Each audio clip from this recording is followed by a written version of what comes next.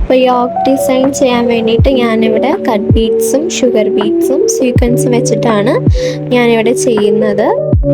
അത്യാവശ്യം നല്ല ഈസി ആയിട്ടുള്ള ഒരു പാറ്റേൺ ആണ് ഇന്നത്തെ വീഡിയോയിൽ കാണിക്കുന്നത്. ഇനി ആദ്യമായിട്ടാണ് ഇങ്ങനെ ഒരു ബീഡ്സ് വർക്ക് ചെയ്യുന്നത്. അതിൻ്റെതായ പിഴവുകൾ ഉണ്ടെങ്കിൽ നിങ്ങൾ ക്ഷമിക്കുക.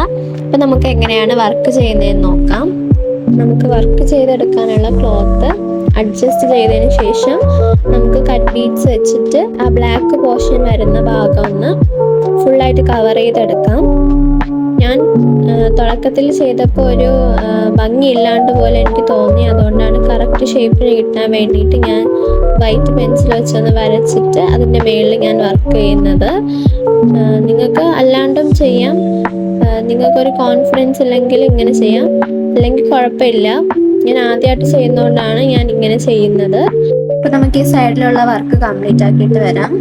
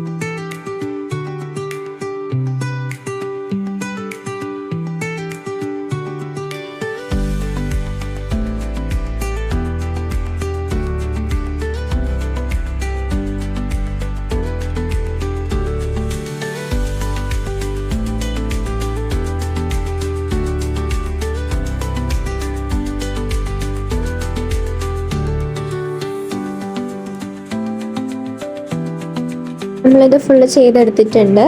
ഇനി നമുക്കിതിനെ ലോക്ക് ചെയ്തതിന് ശേഷം സെൻറ്റർ പാർട്ടിൽ വരുന്ന വർക്ക് ചെയ്തെടുക്കാം. അപ്പോൾ സെൻറ്റർ പാർട്ടിൽ വർക്ക് ചെയ്യാൻ വേണ്ടിയിട്ട് ഞാൻ ഷുഗർ ബീഡ്സും സ്വീക്വൻസും ആണ് എടുത്തിട്ടുള്ളത്. 1 ഇഞ്ച് ഗ്യാപ്പിൽ ഒരു ഫ്ലവർ ഡിസൈൻ വരുന്ന ഒരു മോഡലാണ് കൊടുത്തിട്ടുള്ളത്. 3 സീക്വൻസ് വെച്ചതിന് ശേഷം അതിൻ്റെ സെൻറ്ററിൽ ഒരു ഷുഗർ ബീഡ്സ് കൊടുത്തിട്ടാണ് ഈ ഒരു സിമ്പിൾ വർക്ക് ചെയ്യുന്നത്. ഇതുപോലെ മാർക്ക് ചെയ്തേക്കുന്ന ഭാഗത്തെല്ലാം നമുക്ക് വർക്ക് ചെയ്തെടുക്കാം. ഇത്രയാണ് വർക്ക് വരുന്നത്. ഇനി നമുക്കിത് ചെയ്തെടുത്തതിന് ശേഷം ലാസ്റ്റ് റിസൾട്ട് കാണാം.